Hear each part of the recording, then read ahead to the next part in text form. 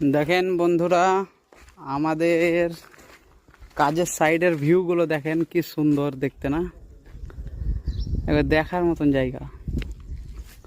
আর এই দেখেন আমরা প্যারাপিটের স্ল্যাবগুলো লাগালাম, আর এইগুলো বাইরে থেকে হেভি লাগবে দেখতে।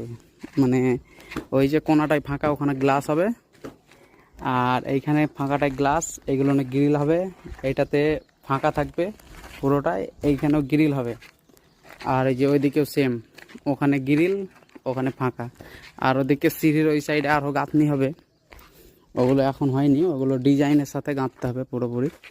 আর এই যে আমাদের এতটা কাজ উপস্থিত হয়েছে, তো এই খাওয়া দাওয়া করে এবার এই স্ল্যাবটা পুরো পরিষ্কার করব আমরা।